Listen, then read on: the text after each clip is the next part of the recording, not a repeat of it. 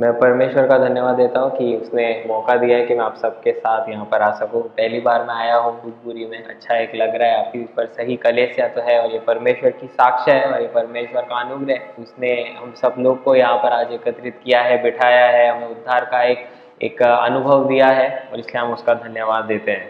तो जैसे भाई सत्यजीत कह रहे थे, तो उन्होंने उदाहरण दिया कि किस प्रकार से उनसे वो एक हादसा हुआ जहाँ पर उनको पुलिस ने पकड़ा। लेकिन मैं ऐसे सोच रहा था कि क्यों बनाए हैं ये नियम कायदे कानून इस देश में, इस सरकार में। वो इसलिए बनाए हैं क्योंकि वो चाहते हैं कि हम एक ऐसे नागरिक बने कि जो अच्छे नागरिक हो, जो जो कायदे कानून का पालन करे और उसके द्वारा हम देश को, जब संसार देखेगा कि अरे नहीं ये भारत देश के लोग हैं, नहीं अच्छे है। क्यों? क्योंकि भारतीय लोग सारे कायदे कानून का पालन करते हैं। They want us to be model citizens, एक ऐसे सिटीजन बने जो जो उचित हो लोगों के नज़रों में। तो ये तो हुआ संसार की बात, सांसारिक बात। तो परमेश्वर क्या चाहता है हमसे कि हम जब हमारे आध्यात्मिक जीवन में बढ़ रहे हैं, आध्यात्मिक यात्रा में बढ़ रहे हैं, तो परमेश्वर ऐसी कौन सी बातें चाहता है हमसे कि जिसके द्वारा हम उसके लिए एक ऐसे मॉडल या एक नमूना बने संसार में कि हाँ ये आध्यात्मिक जीवन जब हम जी रहे हैं तो एक नमूना बने लोगों के लिए। तो हम देखते हैं कि ऐसी कुछ बातें हैं जो हम देखेंगे शास्त्र में से नए करार में, जो पौलुस जब पत्र लिखता है तो हमसे कहता है कि इन चीज़ों को आप मत करो और इन चीज़ों को आप करो, और उसके द्वारा आप परमेश्वर के पास और भी अधिक बढ़ते जाओगे। तो उदाहरण के तौर पर अगर मैं देखूँ तो जैसे जब एक बच्चा बढ़ते रहता है तो हम देखते हैं कि जब वो बढ़ता है तो उसको बहुत सारी चीज़ें करनी होती है, लेकिन फिर वहाँ पर माँ बाप आते हैं और बोलते हैं कि तुम ये करो और तुम वो मत करो। उसे कुछ करने की इजाज़त देते हैं और कुछ करने नहीं करने के लिए उसे रोकते भी है, तो इनकार भी करते हैं कि तुम ये मत करो। उसे नहीं पता कि आग में हाथ डालना उसके लिए अच्छा है या हानिकारक है, तो उसे रोकना पड़ेगा, उसे इनकार करना पड़ेगा उसके पास जाने से। तो उसी प्रकार से हम देखते हैं कि जब प्रभु यीशु मसीह संसार में आए, और आज मैं ज़्यादातर प्रभु यीशु मसीह पर ही फोकस करूंगा कि प्रभु यीशु मसीह जब इस संसार में आए और हमें उद्धार देने के लिए आए, और ये तो हम जानते हैं, तो कुछ ऐसी बातें हैं जिनका उन्होंने खुद से इनकार किया और उस इनकार करने के वजह से हमें आज वो उद्धार दे पाए। तो मैंने उसे दो ऐसे गटों में बांटा है, एक है एक्सटर्नल, दूसरा इंटरनल। एक्सटर्नल जो भारी लोगों ने या दूसरे लोगों ने उनका इनकार किया और जो उन्होंने हमारे लिए सहा, और इंटरनल है जो उन्होंने खुद से होकर इनकार किया और जिसके द्वारा वो इस संसार में आ सके और हमें उद्धार दिला सके। सो मैं कुछ रेफरेंसेस है, हम एक एक करके उसमें से जाएंगे और फिर आगे बढ़ेंगे। तो पहले हम देखते हैं कि लूका की पुस्तक, उसकी 2 अध्याय 7वां वचन। ज़्यादातर जो भाग है वो लूक से ही है, सिर्फ 1-2 मार्क और मत्ती से है। तो लूका की 2 अध्याय, उसका 2 अध्याय और 7 वचन, यहाँ पर हम पढ़ते हैं कि जब प्रभु यीशु मसीह थोड़े पैदा ही हुए थे और बालक ही थे, एक छोटे बच्चे थे, और तभी उनके साथ एक हादसा हुआ जो पहला है। मैं इंग्लिश में पढ़ूंगा, इफ़ यू हैव हिंदी, हाँ हिंदी में पढ़ सकते। लूक चैप्टर, हाँ लूक चैप्टर 2:7, मैं इंग्लिश में पढ़ता हूँ, फिर आप उसको भी आप भी पढ़ सकते। And she brought forth her firstborn son and wrapped him in swaddling clothes and laid him in a manger because there was no room for them in the inn. हाँ करेक्ट। तो जैसे वहाँ पे लिखा कि होटल में उनके पास room नहीं था।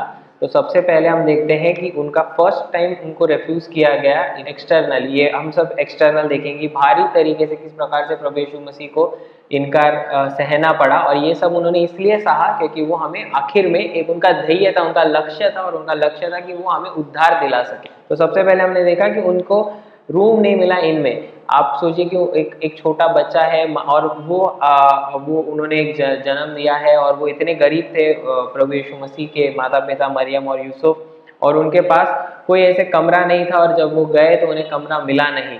तो सबसे पहला हम इनकार देखते हैं कि यीशु मसीह का हुआ है कि उन्हें जब पैदा हुए तब उनको एक स्थान नहीं था, और ये उस परमेश्वर के लिए है। जैसे आपने उपासना के कहा कि उसने संसार बनाया, आकाश बनाया, सब कुछ बनाया है, लेकिन खुद का जन्म जब वो करने की बारी आई तब उनके लिए एक स्थान भी नहीं था जहाँ पर वो सही तरीके से जन्म कर सके। तो ये हम देखते हैं कि पहली बार कि उनका इनकार हुआ और ये भारी लोगों ने उनका इनकार किया। फिर जब हम आगे बढ़ते हैं तो हम देखते हैं मत्ती रचित सुसमाचार की 2 अध्याय के 16 वचन में, मैथ्यू चैप्टर 2 वर्स 16 में, वो जब वो तभी भी वो बालक ही थे, लेकिन जब उनके उम्र में थोड़ी सी बढ़ोतरी आई तब हम देखते हैं कि क्या हुआ। मत्ती 2:16 मैं पढ़ता हूँ इंग्लिश में, आप हिंदी बंगला में पढ़ दीजिए। Then Herod when he saw that he was mocked of the wise man was exceeding wroth and sent forth and slew all the children that were in Bethlehem and in all the coasts thereof from 2 years old and under according to the time which he had diligently inquired of the wise men। Herod হিসাব মতো তো তার কম বয়সে যত দেবে আশেপাশে জায়গাতে। Thank you. अब ये वो समय था जब राजा महाराजाओं का समय होता था और एक राजा अगर अपनी शासन को आगे बढ़ाना चाहता था तो वो उसको यही करना था कि उसका जो उम्मीदवार है उसे उसको मारना जरूरी था। और यहाँ पर हम देखते हैं कि हेरोद ने जब उसे समझा, ये जो बुद्धिमान मनुष्य थे जो पूर्व से आए थे उनसे समझा कि एक कोई तो है व्यक्ति जो एक राजा आया है यहूदियों का राजा, तो उसे लगा कि इसका मैं अगर जल्दी से खात्मा करूं तो मेरा जो राज्य है वो आगे बढ़ता जाएगा। और ये हम देखते हैं कि Herod force to accept baby Jesus Christ. जब प्रभु यीशु मसीह बालक थे तब हम देखते हैं कि राजा हेरोदेस ने सबको मारने की कोशिश की। तो हम देखते हैं कि जब बचपन से ही जब प्रभु यीशु मसीह बालक थे तभी से लोग उनके जान के पीछे हाथ धोके पड़े हुए थे। सबसे पहले हम देखते हैं कि जब पैदा ही हुआ, जब शुरुआत हुई उसकी संसार में, तब उनके पास घर नहीं था या एक स्थान नहीं था। और जब उनकी उम्र थोड़ी सी बढ़ गई तो हम देखते हैं कि जो राजा था, पूरा प्रशासन था, वो ही उनके पीछे लग गया कि उनकी जान ले ले। तो हम देखते हैं कि तब उनको ये एक्सटर्नल हम देख रहे हैं कि किस प्रकार से लोगों ने इनकार किया प्रभु यीशु मसीह का। और यहाँ पर हम देखते हैं कि प्रभु यीशु मसीह का इस प्रकार से राजा या उस समय का जो राज्य था उन्होंने इनकार किया यीशु मसीह को स्वीकारने में कि हाँ एक बालक आया है। ओके, फिर हम आगे बढ़ते हैं, फिर हम जाते हैं लूका रचित सुसमाचार की 4 अध्याय के 29 वचन में। Luke chapter 24 verse 29। And rose up and thrust him out of the city and led him unto the brow of the hill whereon their city was built, that they might cast him down headlong। Luke 4:29। आज तारा সোমবার हो गया क्या? नहीं, 29। তারা গ্রামের বাইরে দাঁড়িয়ে দাঁড়িয়ে আর দেওয়ার জন্য তাদের গ্রামটা পাহাড়ের গায়ে পাহাড়ের চূড়াতে তাকে। Thank you.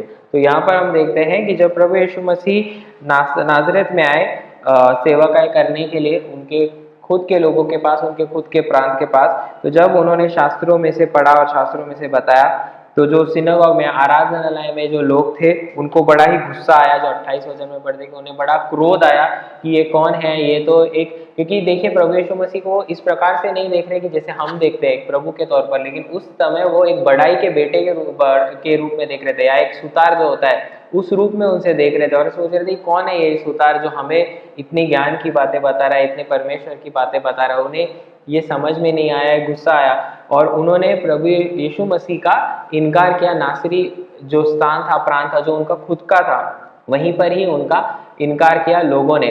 तो ये हम देखते कि वो भी उन्होंने एक इनकार, एक नकार हमारे लिए उन्होंने सहन किया कि ठीक है, लोगों ने उनका इनकार किया उनके खुद के शहर में, यहाँ तक कि उन्हें मारने का भी उन्होंने प्रयास किया था।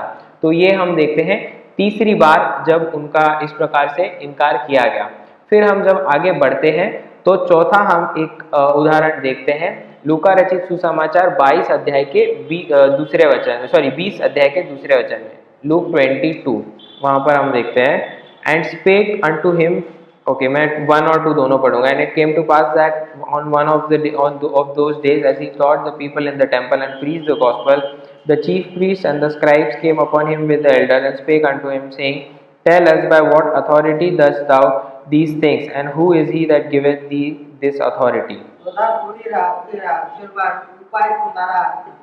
ओके, 1 और 2 दोनों पढ़ा। अच्छा, 20 अध्याय 1 और 2।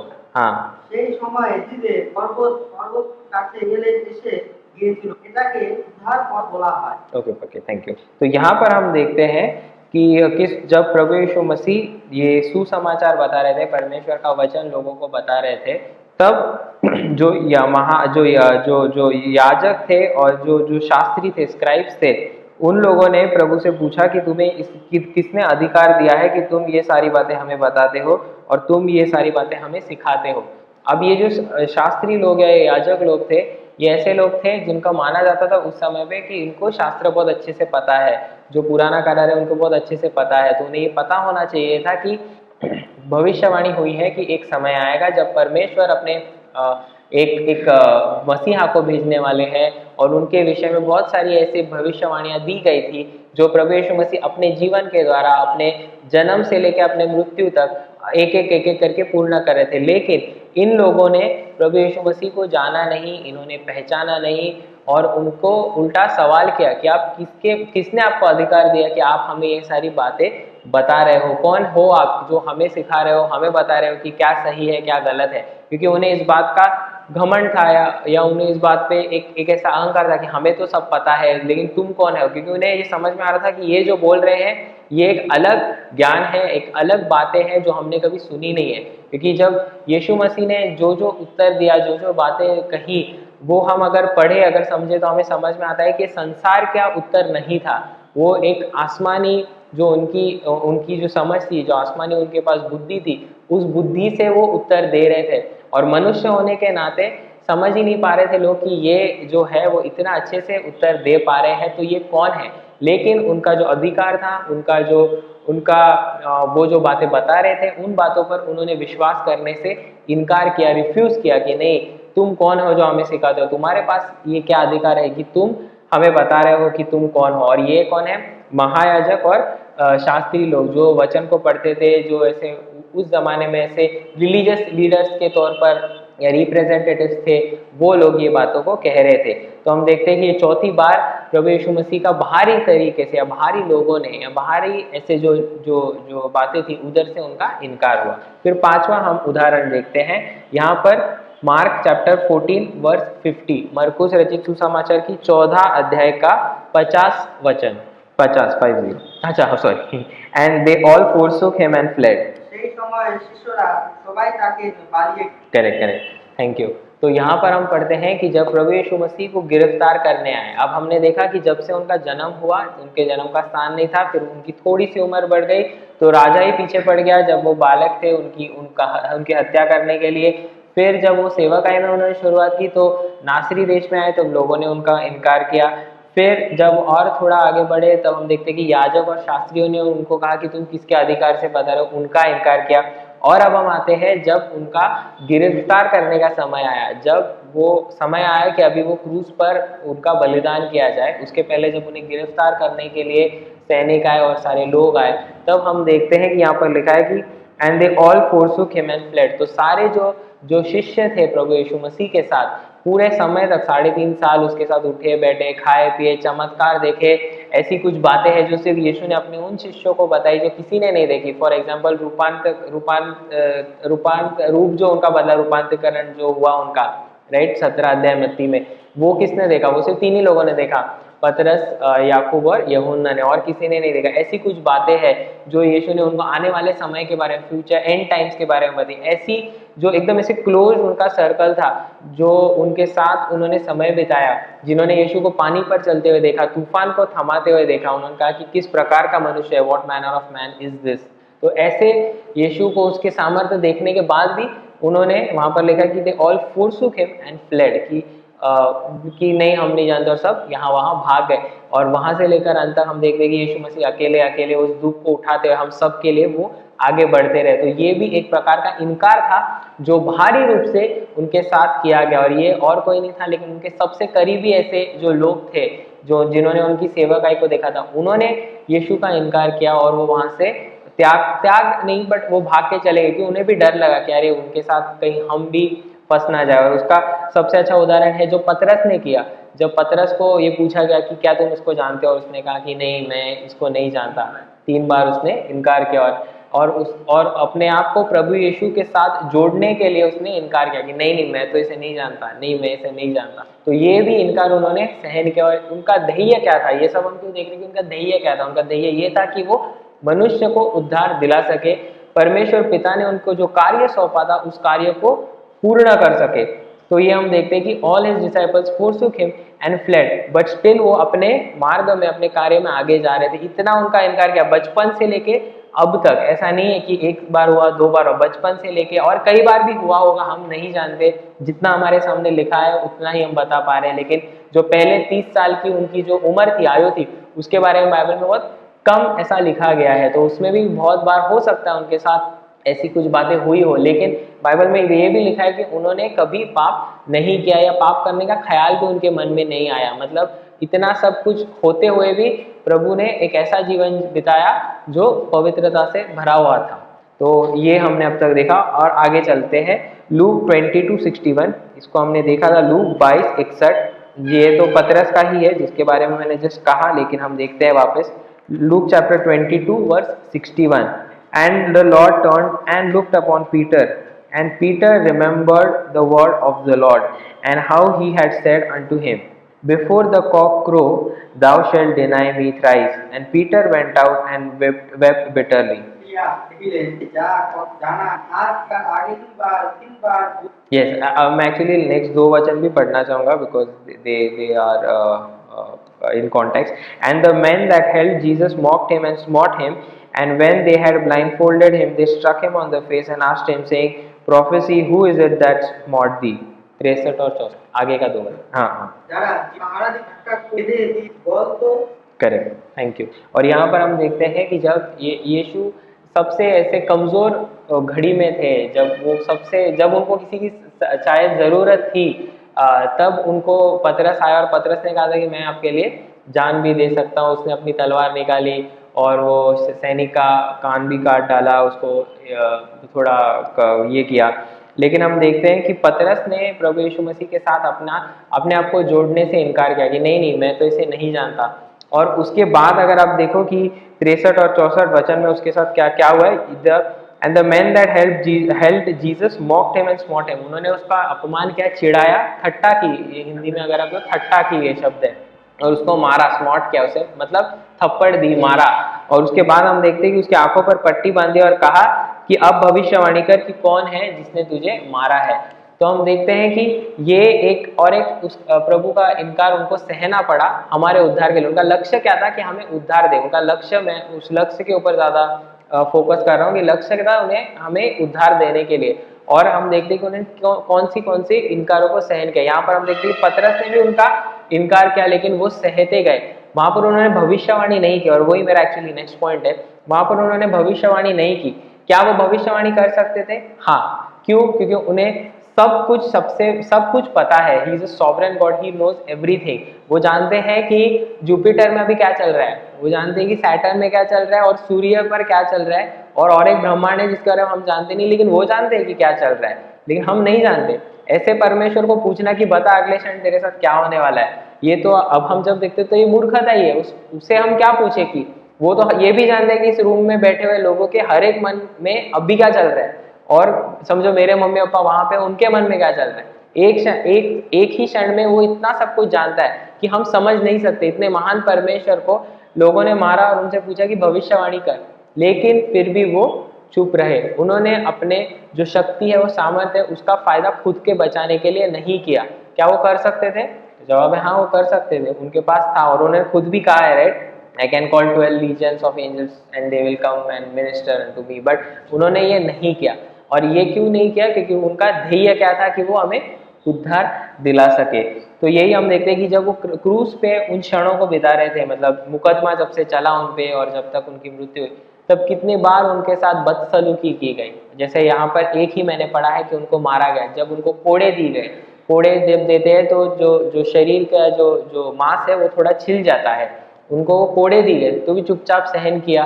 उनकी पीठ पे से वो मांस जो है निकला रहेगा, लेकिन उसके बाद उन्होंने क्रूस को पकड़ा और वो कलवरी तक वो क्रूस को उठाते हुए चले गए।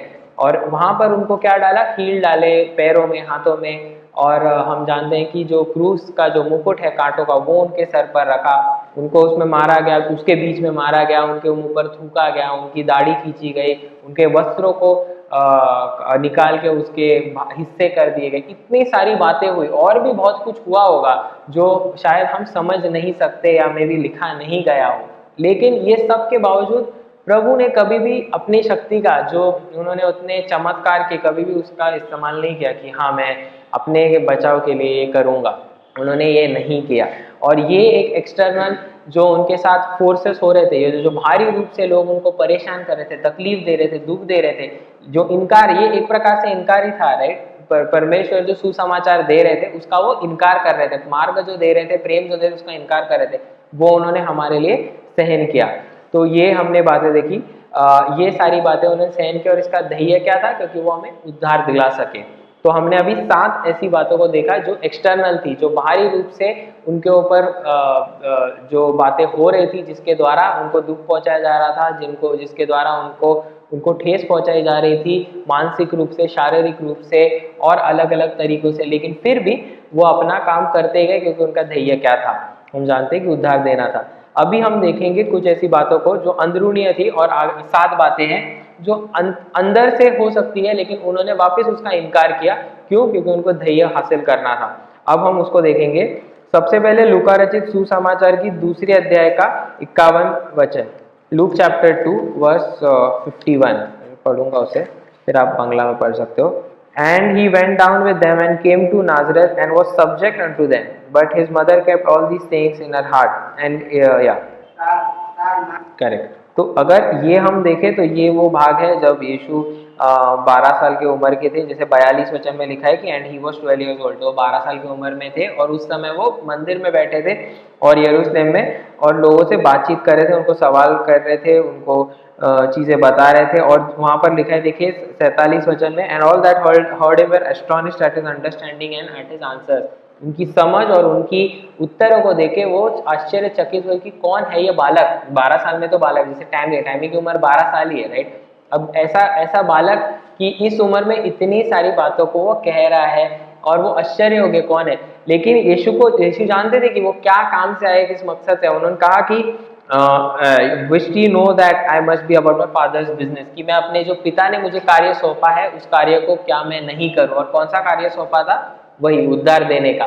लेकिन जो मैंने अभी वचन पढ़ा, जो भाई ने पढ़ा 51 वचन, वहां पर लिखा है कि वो सब्जेक्ट अनटू देम, मतलब अपनी जो माता पिता है उनका उन्होंने आज्ञा का पालन किया।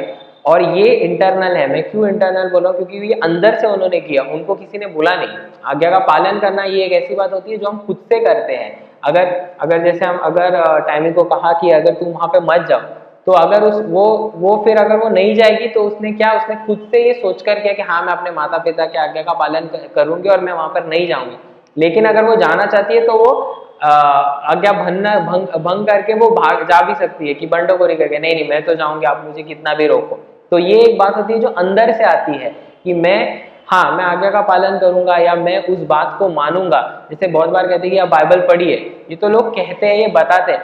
पढ़ना नहीं पढ़ना, प्रार्थना करनी न करनी, वो एक हर एक का एक व्यक्तिगत निर्णय होता है कि मैं करना चाहता हूँ या नहीं करना चाहता। तो उसी प्रकार से ये मैं क्यों कह रहा हूँ कि जब यीशु को ये समझ थी, मतलब कि जो बातें पता थी, लेकिन फिर भी ये सब जानते हुए भी उन्होंने अपने माता पिता के अधीन रहे, सबमिट करके रहे और उनके आज्ञा का पालन किया, और अपनी जो इच्छा है उनको अपने अंदर ये करके ये दबा के रखा। और ऐसा नहीं कहा कि मुझे सब कुछ पता है, मैं तो इतना ज्ञानी हूँ, ये हम देखते हैं। तो जिसके द्वारा उनसे फिर एक प्रकार का पाप की तरफ वो बढ़ जाते, लेकिन अपने आप को उन्होंने रोक कर रखा। दूसरी बात, लूक रचित सुसमाचार की 4 अध्याय, तो ये पूरा अध्याय मैं पढ़ूंगा तो नहीं ऑब्वियसली, लेकिन ये अध्याय जो है मैं इसका एक सार में बताऊंगा। ये वो समय है जब शैतान प्रभु को लेके गया और उनकी परीक्षा ली, जो टेम्पटेशन हम कहते हैं 40 दिन तक, और उनकी परीक्षा ली और उनको कहा कि मैं ये दूंगा वो दूंगा, और आप मेरे सामने अपने आप को झुकाओ सर झुकाओ, वो सारी बातें हम जानते हैं, बड़ा ही परिचित वाला वाक्य है। लेकिन इस सारी वाक्यों में इस सारे भाग में अगर हम पढ़ेंगे तो यीशु ने सिर्फ परमेश्वर के वचन का इस्तेमाल किया अपने आप की बचाव के लिए, अपना बचाव रखने के लिए, अपना उत्तर देने के लिए। He used the word of God scriptures to defend himself या to attack the Satan. But उन्होंने कभी भी अपने पास जो सामर्थ्य है, जो शक्ति है, उसका इस्तेमाल नहीं किया। एक मनुष्य थे और मनुष्य होते और मनुष्य के शरीर में जो सारी लिमिटेशन है, कमतरता है, उसी में रहकर उन्होंने शैतान की इस परीक्षा का उन्होंने उत्तर दिया, या उनके साथ जो टेम्पटेशन है उसमें वो सफल और शैतान वहां से चला गया। लेकिन ये क्यों बढ़कर है? क्योंकि ये आप सोच कर देखिए, अगर मैं आपको हम में से किसी को भी उड़ने की शक्ति दूं, तो हम अपने आप को रोक पाएंगे क्या? नहीं, मैं तो उड़ना चाहूंगा, क्योंकि मेरे पास ऐसी शक्ति है जो संसार में किसी के पास नहीं है, या मेरे पास ऐसी कुछ शक्ति कि मैं ये चेयर को टच करूँ और ये चेयर हवा में उड़ने लगे, या कुछ चेयर से टेबल बन जाए। मतलब हमारे पास अगर कुछ बात होती है या खूबी होती है तो हम ज्यादातर जाके लोगों को बता दें, हाँ मेरे पास ये खूबी है, मैं ये कर सकता हूँ, मैं एक अच्छा इलेक्ट्रिशियन हूँ, या मैं बहुत बहुत बढ़िया हूँ, ऐसा हम बताना चाहते हैं लोगों को। लेकिन यीशु के पास ये सारा सामर्थ्य होते हुए भी, शक्ति होते हुए, उन्होंने इस्तेमाल नहीं किया।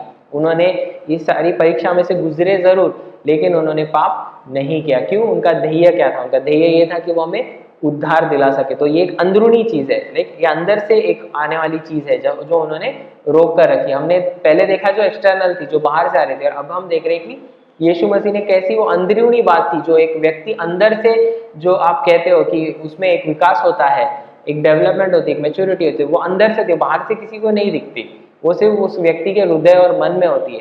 तो ये हमने ये दूसरी बात देखी कि उन्होंने अपने शक्तियों का इस्तेमाल नहीं किया, क्योंकि वो अंदर से उन्होंने अपने आप को रोक कर रखा। फिर हम देखते हैं लूक 5:15 और 16। लूक 5:15 और 16। But so much the more went there a fame abroad of him, and great multitudes came together to hear and to be healed by him of their infirmities. And he withdrew himself into the wilderness and prayed. Luke chapter 5:15 and 16. ठीक है, thank you. ये जो वचन है वो आज के समय के लिए ज्यादा हमें समझ में आएगा, क्योंकि आज के समय में हम देखते हैं कि हर एक को फेमस होना है, हर एक को ऐसे, मतलब हम अपनी बात नहीं, मैं संसार की एक जनरल बात कर रहा हूँ कि लोगों को प्रसिद्धि चाहिए, फेमस होना है। और उसके लिए क्या क्या माध्यम है? क्योंकि सबको एक इंटरनेट है, इंटरनेट चाहिए, और सबके पास इंटरनेट है। और फेसबुक पे आप देखो या यूट्यूब पे देखो, कुछ ना कुछ करके चाहते हैं कि लोग हमें पहचाने, लोग हमें जाने, लोगों को लाइक्स चाहिए या व्यूज चाहिए, राइट? क्यों चाहिए? क्योंकि उन्हें प्रसिद्धि चाहिए कि लोग हम तक पहुंचे, लोग हमें जाने कि मैं कौन हूँ, राइट? ये चाहता है। और एक इंसान का एक नैसर्गिक ऐसा स्वभाव है, हम कह सकते हैं, प्रवृत्ति ऐसी कह सकते हैं। लेकिन यहाँ पर हम यीशु को देखते हैं कि उनकी जो प्रसिद्धि, उनकी जो फेम है वो बढ़ती गई। 15 वचन में हम देखते हैं कि so much more the went there a fame abroad of him. लेकिन 16 वचन में हम पढ़ते हैं, but he withdrew himself into the wilderness and prayed. उनकी प्रसिद्धि हर जगह पे फैल गई थी कि अरे ये जो यीशु है ना, ये बहुत चमत्कार करते हैं। आधे से ज्यादा लोग तो चमत्कार के लिए, कोई बीमार है तो चंगा होता है, ये आपके प्रश्नों के उत्तर दे सकते हैं, ये ऐसा कर सकते हैं, ये वैसा कर सकते हैं। और उनका नाम बहुत ही फेमस हुआ था, प्रसिद्ध हुआ था कि अरे ये इसके पास जाओगे तो तुम्हें हाँ उत्तर मिल सकता है, राइट? उस समय पे तो ऐसे हॉस्पिटल और स्पेशलिस्ट थे नहीं, तो उनको ऐसा लगा कि इसके पास उत्तर मिल सकता है। लेकिन ये प्रसिद्धि पाने के लिए यीशु नहीं आए थे इस संसार में। वो नहीं चाहते थे कि लोग वो उस प्रसिद्धि के लिए उनके पास है, लेकिन लोग वो चाहते थे कि परमेश्वर पिता का जो प्रेम है, जिस प्रेम वो मनुष्य तक पहुंचाना चाहते हैं, उसका वो माध्यम बने। For God so loved the world that he sent his only begotten son, right? तो परमेश्वर पिता का जो प्रेम था वो पहुंचाने के लिए यीशु मसीह यहाँ तक आए थे, खुद की प्रसिद्धि पाने के लिए वो नहीं आए थे। और जब उन्हें ये समझा तो वो वहां से निकल गए। He withdrew himself into the wilderness. अरण्य प्रदेश में, विल्डरनेस में क्या होता है? कोई नहीं होता। विल्डरनेस मतलब एक जंगल जैसा स्थान या प्रदेश होता है, वहां पर कोई मिलेगा नहीं, जीव जंतु बहुत कम ही लोग मिलेंगे। और वहां पे आप अपने हाँ राइट, और वहां पर आप प्रसिद्धि लेके क्या करोगे? आप कितने प्रसिद्ध हो, लेकिन कोई जानता ही नहीं आपको कि आप कौन हो, तो उस प्रसिद्धि का कुछ मतलब नहीं। लेकिन वहां पर जाके उन्होंने क्या किया? उन्होंने प्रार्थना की। तो वापस वो हमें बताता है कि उनका ध्येय क्या था। वो हमेशा उसी ध्येय पे लगे हुए थे कि उद्धार देना है। और ये जो चीजें वापस ये इंटरनल है, वो इंटरनल उन्होंने एक रेफ्यूजल किया कि नहीं, मुझे ये प्रसिद्धि नहीं चाहिए, लेकिन मुझे जो कार्य दिया है परमेश्वर पिता ने जो सौंपा है, उसके पीछे मुझे जाना है। तो ये इंटरनल रिफ्यूजल था, ये अंदर से आया हुआ एक इनकार करने का उनकी एक इच्छा थी। उसका हमने एक यहाँ पर उदाहरण देखा। फिर हम देखते हैं लूक 5:58, उसी लूक की 5वें अध्याय और 58 वचन में, सॉरी लूक 5:58 नहीं, आई थिंक मेरे रेफरेंस लिखने में कुछ गड़बड़ हो गई है।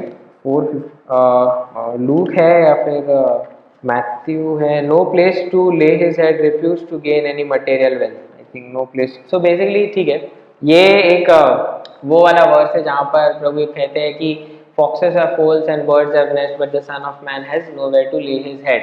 तो ये वो वचन है जहाँ पर यीशु कहते हैं कि जो भेड़ी है उनके घर है, उनके पास 8:20 अगर है तो एक बार पढ़ेंगे। 8:20 करेक्ट 8:20।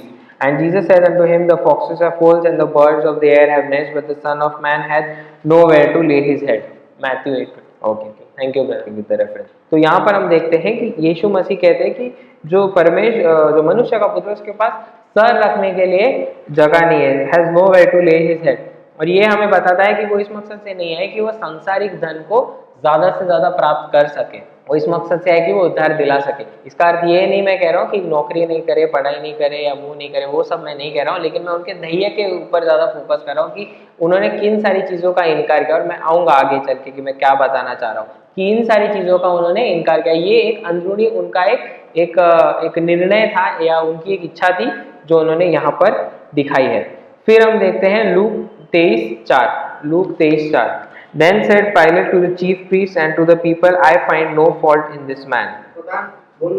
करेक्ट। तो हम तो जानते हैं कि यीशु मसीह ने कुछ गलत नहीं किया था, क्योंकि हमने सुसमाचार में पढ़ा है और हमने देखा है और हम जानते हैं कि और बाइबल में भी लिखा है कि उन्होंने पाप नहीं किया था। और वहाँ पे जो लोग थे वो भी जानते थे, लेकिन वो इसी कोशिश में लगे हुए थे कि हम कुछ इसमें दोष निकाले, कुछ इसमें फॉल्ट निकाले कि बताए कि हाँ भाई तुमने जो किया ना कुछ गलत है, लेकिन कुछ उनको गलत मिला ही नहीं। यहाँ पर वो कहते हैं कि पूरा मुकदमा चला उनके ऊपर कि I find no fault in this man. पूरा मुकदमा चला जैसे अदालत में होता है, फिर एक मुजरिम खड़ा होता है और फिर वो वकील आके बोलते हैं नहीं इसने गलत किया है, तो फिर वो जो न्यायाधीश होता है बोलते हैं कि बताओ इसने गलत किया, तो तुम उसको साबित करो कि इसने गलत किया है। अगर वो साबित ही नहीं हुआ उसने गलत नहीं किया तो उसे फिर छोड़ देते कि अरे तुमने गलत किया है, वो साबित नहीं हुआ। यहाँ पर भी ऐसा ही हुआ। यीशु को उन्होंने कहा कि ये नहीं ये मुजरिम है, पर इसने क्या गलत किया वो तो बताओ। नहीं, पर हम बता नहीं पा रहे कि इसने गलत क्या किया है। तो ये तो कहते हैं नहीं इसमें कोई गलत नहीं, इसमें कोई दोष नहीं। लेकिन हाँ यहाँ कहीं पर भी यीशु ने अपना मुंह नहीं खोला कि मैं गलत नहीं हूँ, मैं क्यों गलत नहीं हूँ, मैंने ऐसी मतलब एक सफाई जिसे बोलते हैं उन्होंने वो सफाई नहीं दी कि मैं क्यों गलत नहीं हूँ, मैंने ये जो आप इल्ज़ाम लगा रहे हो ये सारे इल्ज़ाम गलत है, ऐसा मैंने नहीं किया है, मैं तो कुछ दूसरे मकसद से नहीं। उन्होंने शांति से वो सहन किया। He did not try to defend himself when he was tried wrongly, लेकिन he suffered everything silently. Now this silence also comes internally. उन्होंने रिफ्यूज किया वो जो इच्छा थी कि अगर मैं कहूँ कि नहीं आप गलत हो, तो भाई जॉन्डो भाई मैं क्यों गलत हूँ, मैंने ऐसे क्या गलत किया है, मैं तो वहां पर अटका था, ऐसे वो एक सफाई देंगे। ये नेचुरल है राइट, बट उन्होंने वो नेचुरल इंस्टिंक्ट को कर्व किया या उसको उन्होंने रोक के रखा कि नहीं, क्योंकि उनका ध्येय क्या था, उनका ध्येय ये था कि वो हमें उद्धार दिला सके। फिर लास्ट के हम दो बातों को देखेंगे, मत्ती 26 और 53, मैथ्यू 26 और 53। इसको हमने पढ़ा, मतलब मैंने बोला था लेकिन फिर से हम पढ़ेंगे। Matthew 26:53, thinkest thou that I cannot now pray to my Father and he shall presently give me more than 12 legions of angels। Matthew 26:53। नहीं हाँ ठीक है, 54 भी पढ़ा आपने, बट इट्स ओके। तो यहाँ पर हम देखते हैं कि ये यहाँ पर यीशु कहते हैं कि अगर मैं अपने पिता से प्रार्थना करूँ तो मुझे सैकड़ों ऐसे देवदूत देंगे मेरी रक्षा के लिए, मेरी सेवकाई के लिए, मुझे बचाने के लिए, तो तुम क्यों मेरी रक्षा करो, लेकिन मैं नहीं चाहता। यहाँ पर हमें क्लियरली उनके मन को, उनके हृदय को हमें समझने का एक मौका मिलता है, एक झलक मिलती है कि वो क्या कर रहे थे। इतने देर हम देख रहे थे कि अंदर से अपनी इच्छा को दबा रहे थे, इच्छा को रोक रहे थे, पर क्यों कर रहे थे वो हम जानते हैं कि उनका मकसद क्या था, वो उद्धार दिला सके। और यहाँ पर वो क्लियरली कहते हैं कि तुम्हें क्या लगता है कि मैं कर नहीं सकता, लेकिन मैं कर नहीं रहा हूँ, राइट। मैं कर सकता हूँ लेकिन मैं नहीं कर रहा हूँ। क्यों? क्योंकि अगर मैं ऐसा करूंगा तो अगर मेरा बलिदान, अगर मैं अपने प्राण नहीं दूंगा तो तुम्हें उद्धार नहीं मिलेगा, और तुम्हें उद्धार नहीं मिलेगा तो तुम नरक में जाओगे, नरक से भी अधिक, मतलब एक परमेश्वर से आप दूर चले जाओगे। परमेश्वर की साथ जो रिश्ता है जो हमने तोड़ा था एदेन के बगीचे में, वो जो परमेश्वर चाहते थे कि वो वापस जुड़ जाए, right, reconciliation back to the father, ये जो उनका इच्छा है वो इच्छा अपूर्ण होगी, वो पूर्ण नहीं होगी, वो आदि के आदि ही रह जाएगी। और उस ध्येय के पीछे यीशु मसीह पूरी तरीके से लगे थे, इसलिए उन्होंने अंदर से इस इच्छा को रोक कर रखा। यहाँ पर हम वो क्लियरली देखते हैं। और लास्टली हम देखते हैं कि लूक 28:34 में वो क्या कहते हैं, लूक 28:34, लूक 28:34 नहीं है वो, I think Matthew 20, I think कुछ तो गड़बड़ है, मैथ्यू 27:34 होना चाहिए। तो आई थिंक रेफरेंस में वापस नहीं, 23:34 है, ओके 23:34, 28 नहीं, लूक 23:34, ओके। वहां पर and then said Jesus, Father forgive them for they know not what they do, जिस पहला बात करेक्ट। सो यहाँ पर हम देखते हैं कि वापस एक इंटरनल उन्होंने रेफ्यूजल किया, इनकार किया, क्या कि मैं नहीं चाहता कि आप जो ये सब, तो ये एंड में है जब यीशु मसीह को क्रूस पर लटकाया गया है, हमने हमने पहले देखा कि उनके क्या बदसलूकी की हम जानते भी हैं। उधर तक पहुंचने के बाद वो कहते हैं कि ये जो सारे लोग हैं जिन्होंने मेरे साथ ये बुरा किया, उनके ऊपर आप दोष मत लगाओ, क्योंकि वो जानते ही नहीं कि वो क्या कर रहे हैं, कि वो जो उन्होंने हमारे ऊपर दोष लगने नहीं दिया और उन्होंने ये रिफ्यूज किया कि नहीं, मैं इन पे दोष नहीं डालना चाहता, कि क्योंकि वो अज्ञात है, उन्हें पाप की समझ नहीं है। और क्यों? क्योंकि ये वापस एक इंटरनल रिफ्यूजल था, क्योंकि उनका ध्येय क्या था कि वो हमें उद्धार दिला सके। तो हमने देखा कि 7 एक्सटर्नल और 7 इंटरनल रेफ्यूजल्स को हमने देखा कि 7 ऐसी बाहरी बातें हुई जहां पर लोगों ने यीशु का इनकार किया या परिस्थितियों से के कारण यीशु का इनकार हुआ, और 7 ऐसी बातें थी जहां पर यीशु ने खुद होकर पूरी समझ में जानबूझकर, जिसे हम कहते हैं, उन्होंने बातों का इनकार किया। और वो इनकार किस लिए किया? क्योंकि उनका जो ध्येय था वो था कि वो हमें उद्धार दिला सके। लेकिन ये सब हमने क्यों देखा?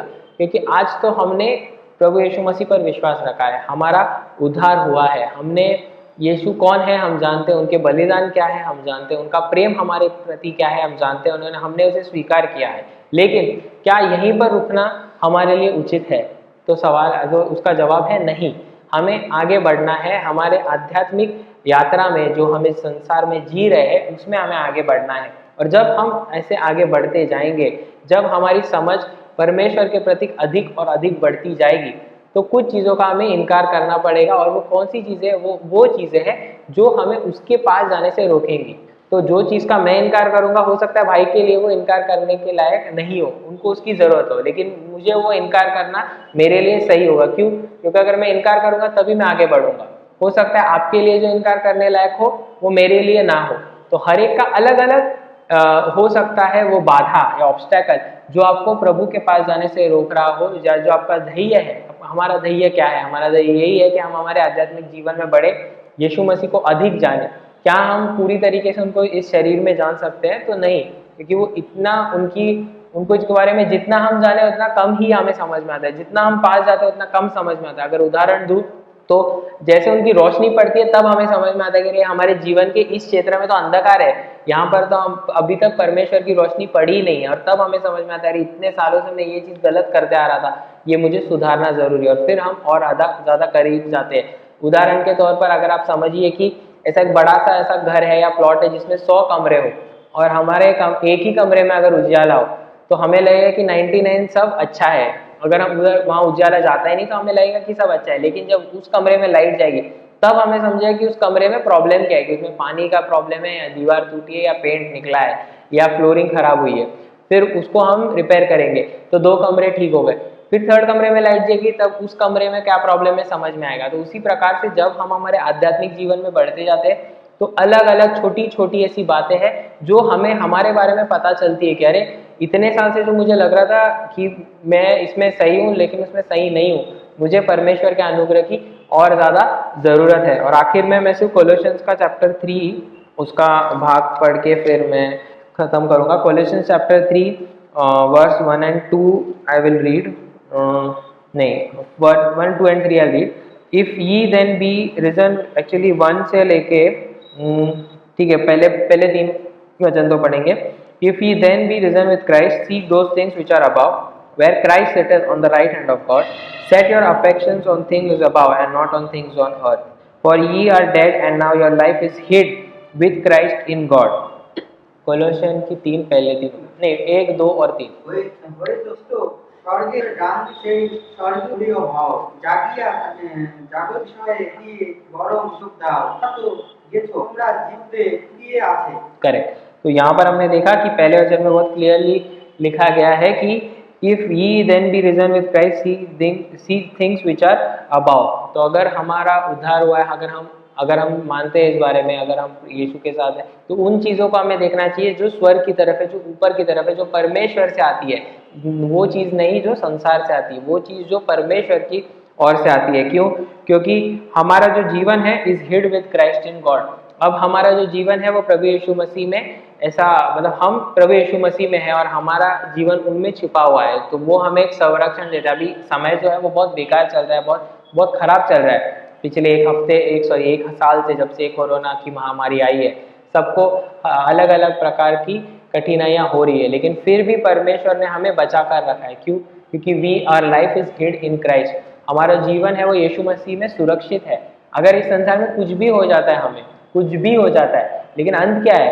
अंत तो हम जानते हैं कि हमारा अंत है कि हम यीशु के पास जाएंगे, उसके साथ रहेंगे, और एक दिन नहीं, 2 दिन नहीं, 4 दिन नहीं, लेकिन अनंत काल के लिए। और उनकी महिमा का तेज इतना ज़्यादा, इनकी महिमा इतनी तेजोमय है, जैसे अगर रेवलेशन में पढ़े 21-22 में, कि उनकी महिमा का उनकी महिमा इतनी तेजोमय कि वहाँ पर सूर्य की भी जरूरत नहीं, उसके भी प्रकाश से कई ज़्यादा बढ़कर है।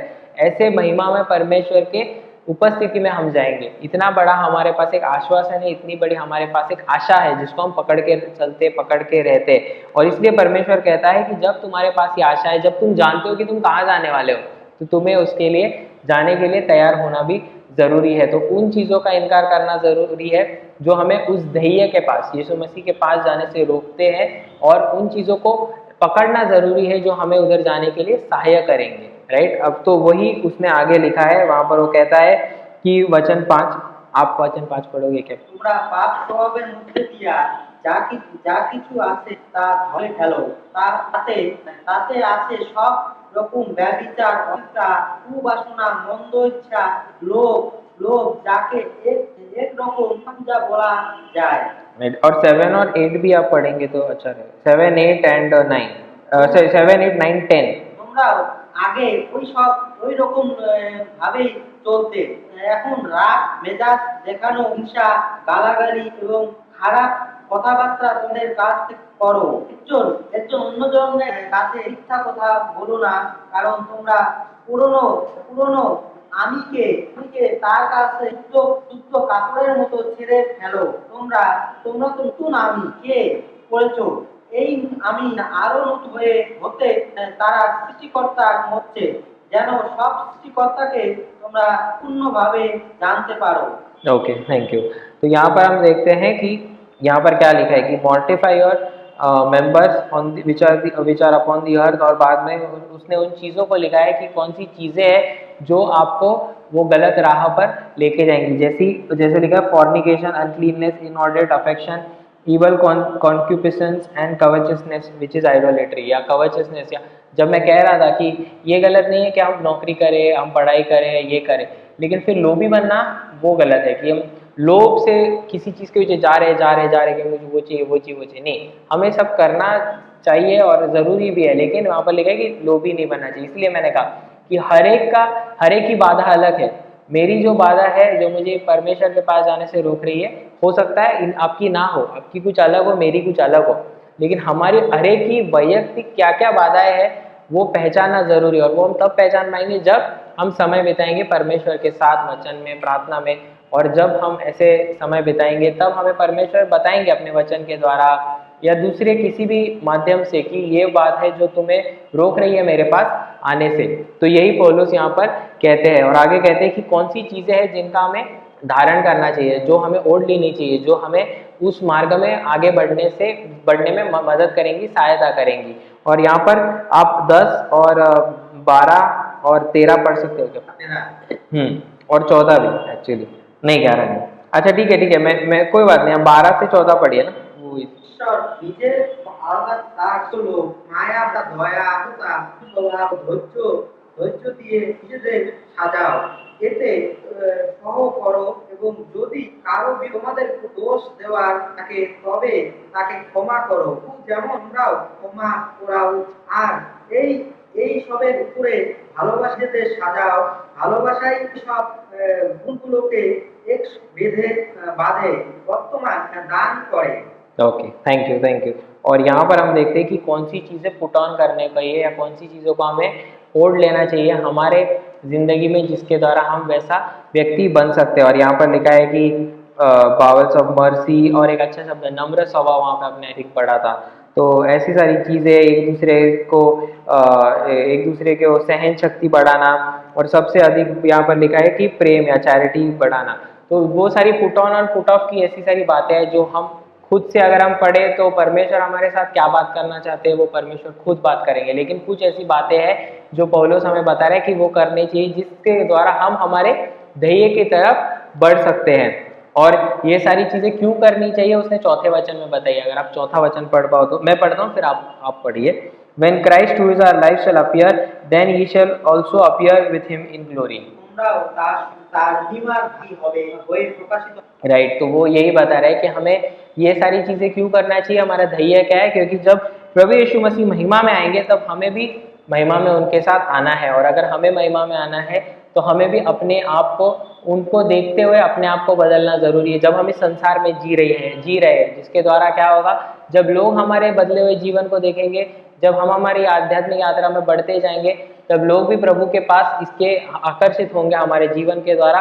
और हम खुद जब प्रभु को महिमा में मिलेंगे तब हम उस महिमा का और अधिक आनंद उठा पाएंगे। बिकॉज ये सारी बातें हमें क्यों किसके लिए फायदा कर रही है, क्योंकि हमें तैयार कर रही है कि वो जब महिमा में आएंगे तब हम उनके साथ मुलाकात कर पाएंगे और हम तैयार रहेंगे।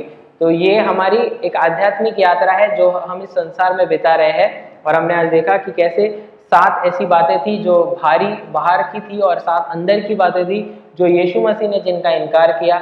और उन्होंने इसलिए इनकार किया क्योंकि उनका एक ही ध्येय था कि वो मनुष्य को उद्धार दिला सके। आज हमारा ध्येय ये है कि एक दिन आएगा जब महिमा में हम यीशु के साथ मुलाकात करेंगे, और उस दिन के लिए हमें अपने आप को तैयार करना जरूरी है। और जैसे कि हमने देखा कोलोसे के 3 अध्याय के पहले 10 वचनों में कि किस प्रकार से पौलुस हमें बताते हैं कि कौन सी चीज़ों को नहीं करना चाहिए, कौन सी चीज़ों को करना चाहिए, क्योंकि उस ध्येय के पीछे हमें भागना है जो परमेश्वर ने हमारे लिए रखा है कि हम महिमा में जब आएंगे उनके साथ उनको मिलेंगे तो हम भी उसी तरीके से हमारा भी बदलाव होना चाहिए। नहीं तो आप सोचिए कि नहीं तो हमें कैसे मजा आएगा अगर यहाँ पर इस संसार में हमें इन चीज़ों में आनंद नहीं मिल रहा, तो फिर अनंत काल के लिए हमें कैसे आनंद मिलेगा।